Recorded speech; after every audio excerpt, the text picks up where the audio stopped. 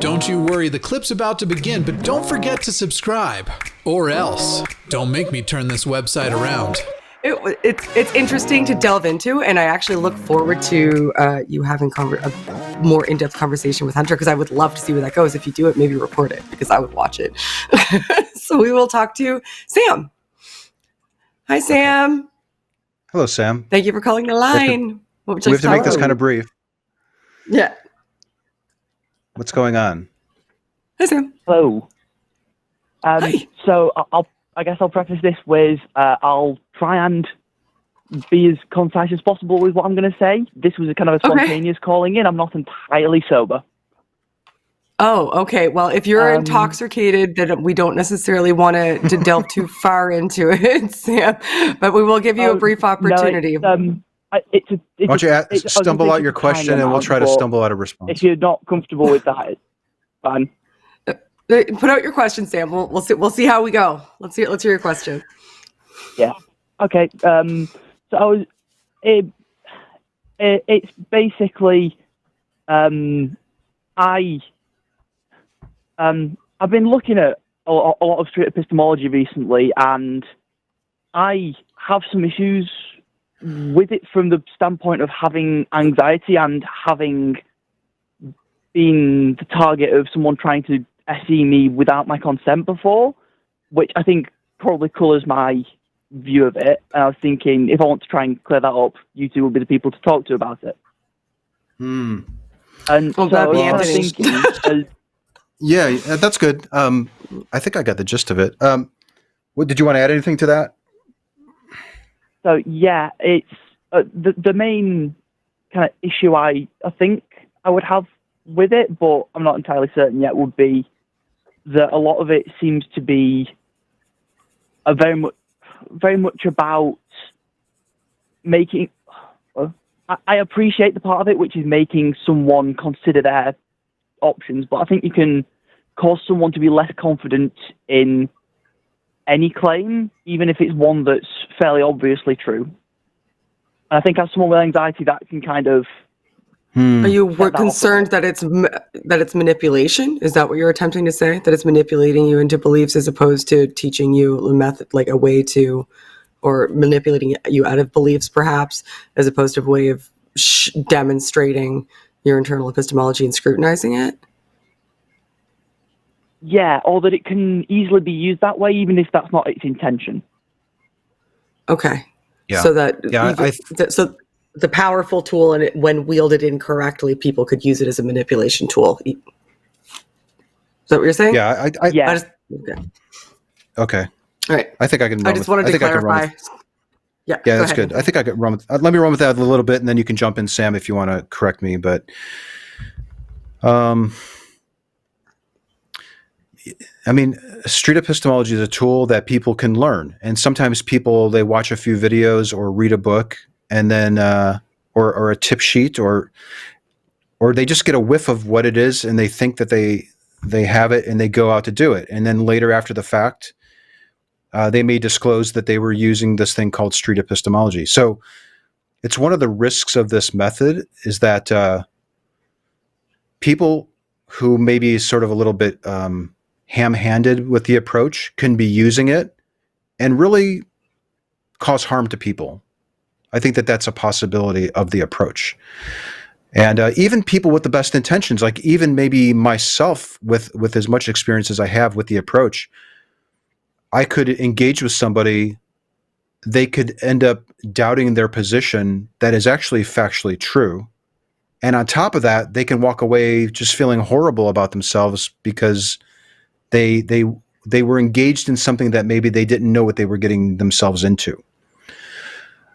I recognize that that's a possibility.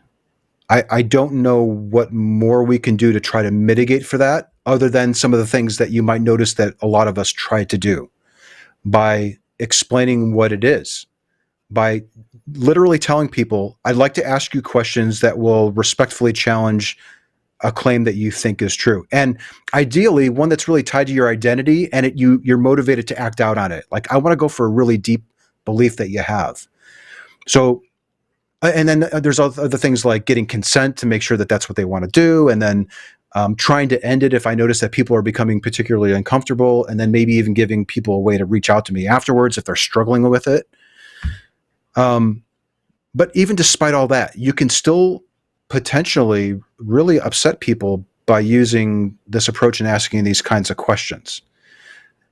You can ask just one, you could just ask one question like, well, which God are we talking about here? That could throw somebody into a turmoil when that's just like a basic question that we would ask. So what I think is really important is to, and I don't do this all the time. Like sometimes I'll get on TikTok, I notice a religious TikTok, and I'll ask a probing question, and I'm not asking for consent, and I have no idea how many people will come by and just roll their eyes at that question or be profoundly impacted by it.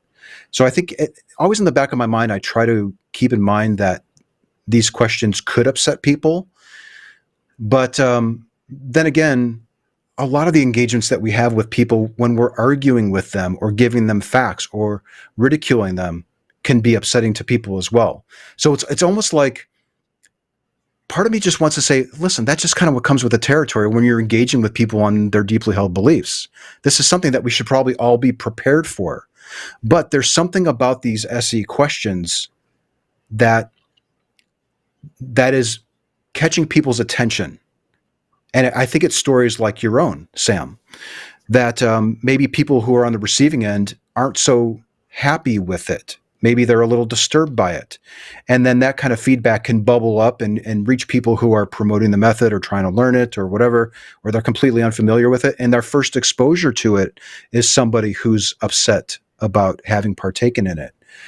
I don't really know if I have a solution for you other than, if you can, try to reach out to the person who engaged with you and let them know what happened as a result of your questions so that they can be a little bit more prepared the next time they decide to use this tool or not. It's the feedback from the people who are using it and on the receiving end of it who are helping us make this better. So the last thing I want to do is like blow you off or just like, that's just a one-off thing. Like, no, I think that that's something that happened. We should consider it. It would be great if it was recorded and we can actually point to things and say, did you notice how that person using SE completely ignored what they said and they went for this and they forced a definition on the person? There may be some things that happened in that talk that I would agree with you on and say that was problematic. I wouldn't recommend that you do that. But there's thousands of conversations of people doing this approach, and there's really no way. There's no good way of other than encouraging people to bring those things to the community so that we can consider them. And like I said, we're building a course. Your bad experience could actually help make our method better. So I never want to like blow people off who have had a bad experience or who have criticisms of the method.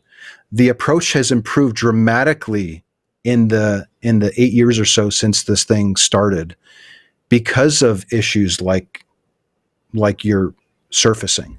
So I don't speak for the whole community, but I do want to say that I that kind of feedback concerns me. You know, I don't want to hurt. I don't want people to feel bad for having had somebody having used this approach on them. My optimum situation is somebody like AZ, like at the start of the program, where he kept coming back for more. Like maybe he's actually starting to use the tool. That's the thing that kind of gives me hope about this method, that maybe it's, perhaps it actually is a good thing and it's not manipulation when the practitioners themselves want people to use it on us.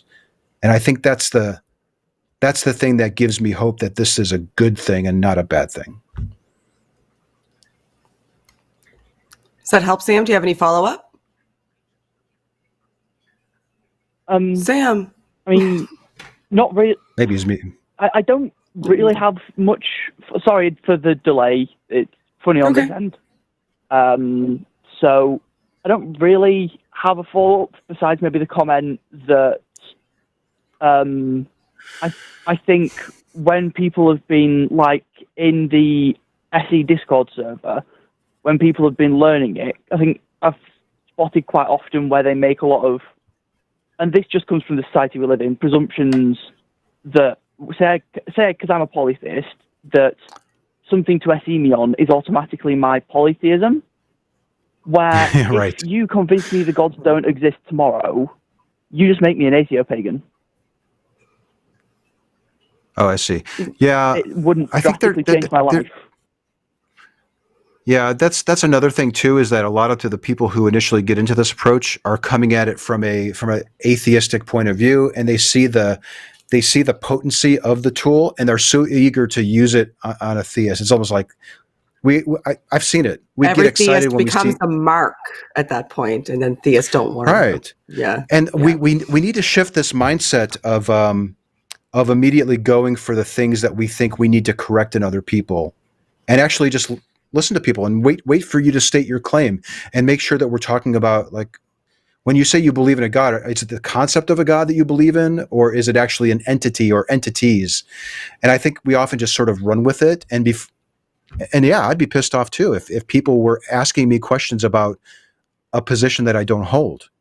That would be extremely frustrating. So that's something that we need to work on as a community to do. And I do think that like the essence of the community that I notice on Facebook and Reddit, in the YouTube comments of SE videos, on the Discord server, is, I think, one of, let's slow it down, let's be respectful, let's get clarity on what's happening here, and then if you agree, we will proceed. That seems to be the culture of where this is right now. It may not be the culture. Maybe I'm in a bubble of my own bubble. But it seems like that's the culture, and it may not always be that, but it seems like that's where it is, and that's probably where it will be for a while, until we have divisions and splits in the community, and that's going to be a sign of growth. And you're doing SE wrong. I mean, I'm sure this is all going to happen. But if you're in the SE community, my advice would be to surface your complaints, and be willing to talk with people about it, and ideally give feedback to the person. You don't necessarily want to embarrass that person, but maybe you can just reach out to them personally and just let them know, I didn't really like that. Yeah, and that kind of chatting just here has reduced some of my concerns about it a bit, at least, which is always useful. Good to keep communications open. Yeah, that's good. And like, the most important thing, I think, this is me interjecting as someone who's not a street epistemologist, but somebody who spent a lot of time in my life studying communication models and manipulation tactics. I don't see it as a manipulation tactics. And one of the reasons that and the most important one, I think, is that there's open, forthright consent entering into the conversation. So you don't owe anybody a dialogue. If approaching street epistemology is something that gives you anxiety, maybe learn more about it. Or if somebody approaches you wanting to have that conversation, you always have the right to say, no, thank you. Like if street epistemology is something that gives you anxiety, I would strongly recommend not approaching that Discord server unless you have somebody in there. You know what I mean? Because people are going to use that Discord server for that purpose, because that's why that Discord server exists. But maybe give yourself an opportunity to interact with people who you see, like Anthony, who are doing it, ethically, and are really open to having conversations about how to, do it better, and the effect that it has on people, and how to use a powerful tool for good, as opposed to, I don't think that there's any real damage to questioning and finding the best tool to utilize to question and scrutinize your beliefs. But I do understand and respect that there are some people who aren't ready to be there. Yeah, or they okay. were unprepared, or maybe they were unprepared for the impact that the questions had. And you kind of reminded me of something, Sam, that maybe I can just pass along to people who are learning this approach and you're practicing it. Is if you are obtaining consent, that's great. Not everybody does that. There are times where I don't, like I mentioned before. I blast something out, and then I don't really, who knows what happens after that. But if you're deeply involved in a conversation with somebody, it doesn't hurt to just say, do you want to take a break? How are you feeling at this point? Are these questions too uncomfortable? Do you want to ask me any questions in return? Was there something in particular that I said that's really eating at you that you want to clear up and get off, address before we go any further? You can occasionally check in with your conversation partner to see, how is this going? Do you need a break? And we probably need to do that more. I have to say though, as a practitioner, it's hard to slow down when you're on a roll and you're just like pillar after pillar just falling. It's exciting as a practitioner when you notice that happening with somebody, especially if it's a belief that you yourself don't think is true. It's very exciting, but we have to consider the impact that it's having on the person on the receiving end, because it could be very upsetting, especially if there's a cost to discarding this belief or significantly lowering my confidence in it. So check in with your conversation partner regularly, I'd say. I'd love to just spend 2 hours talking to you about conversation ethics. I think that's interesting. I would love to do. Oh man, yeah, we just scratched the surface on the whole manipulation thing. Yeah, we need to get into it further. Yeah, manipulation tactics and conversation ethics are both fun subjects. You and I will do that someday, Anthony. We'll give the people what they want. You and I will do that. So, Sam, we do have to let you go. Thank you for calling. It's actually, I appreciated the opportunity, because you're the only theist who took up the challenge, and you were an absolute delight and wonderful. And thank you very much for calling. And I hope you enjoy the rest of your libations and have a good evening. Thanks, Sam. See you later. Cheers. Bye. A lot of the guys.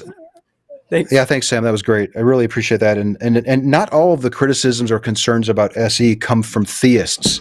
That's a lot of them, and they're noisy because they're watching videos of theists who hold the same view that they have, and that they're inept in their responses, and that they're showing signs of doubt.